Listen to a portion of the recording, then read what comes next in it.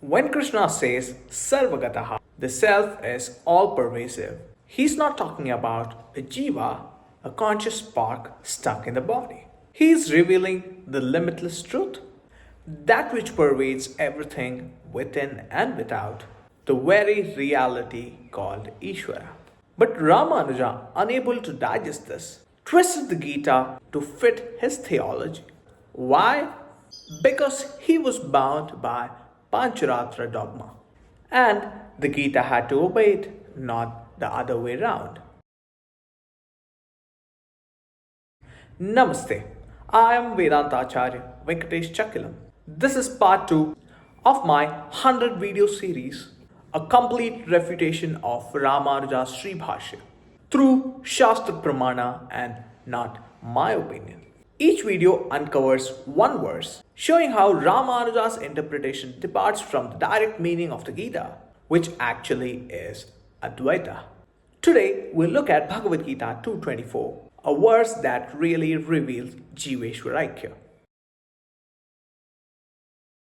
Achedyoyam adahyoyam akledyo shoshevacha nitya sarvagata sthānuhu achaloyam sanatanaha. The self cannot be cut, cannot be burnt, cannot be drowned, cannot be dried, as it is free from time and free from space. It is all pervasive and changeless. When Krishna says sarvagataha, he means that the self, which is under discussion, is everything and everywhere. Sarvagataha. Just like the dogma is Vaikunthe Vishnu Gataha. The same usage even applies here. Sarvagataha Atma. It is not in space, it is because of which the space is known. That which pervades all cannot be one among many objects. It is the very existence. Therefore, Sarvagata Atma cannot be anything other than Īśvara unless and until we have a prejudice that Vishnu is sitting in a Vaikuntha. On the contrary, this verse proclaims Īśvara Aikya, the indivisible reality that is one without a second. Now let's see what Ramanuja does in his Śrī Bhāṣya. He says that the weapons cannot touch the self is all-pervading, but the definition of all-pervading, he makes a mess out of it. Now on the surface this may look meaningless and innocent, but hidden inside are the exact words that dodge the Advaitic reading of the verse. Let's look closely. Sarvagatatvad Atmanaha. He accepts that the self is all-pervasive, but interprets only like the space filling up a pot. He does not allow the identity between the pervader and the pervaded. And next he says Vyapti Anarhatvat. Because the self is subtler than all elements, it cannot be pervaded by them. In other words, Atma and elements remain as two distinct categories. So Sarvagatatva becomes just a quality which even goes against the dictionary meaning of all-pervasive and not the nature of existence. Vyapyatveyapi chedanati anupapatti. Even though it pervades everything, still he insists that he sees pervasion as a contact and not oneness. So he keeps the duality alive. Pervader versus pervaded, subject versus object, servant versus lord. And that's not Vedanta. That's the theology protecting his system. In fact, it's only Param Pujya Jagadguru Adi Shankaracharya keeping the commentary true to the vision of Bhagavan Krishna.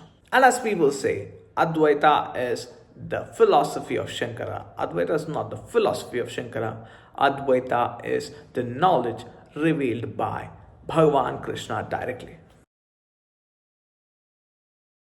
Ramanuja's problem is fundamental. He begins with Pāñcharātra theology. Narayana is supreme, sitting in Vaikuntha, and the souls, Jivas, are eternally his servants. So, whenever Bhagavan Krishna speaks of oneness in Bhagavad Gita, Ramanuja is forced to twist the words. He either adds figuratively, or brings in Lord's grace, or reduces Sarvagatatva to a kind of presence through Shakti of Lakshmi. The result, Gita stops being Vedanta and becomes Vaikuntha marketing literature. This is what I call interpretive violence.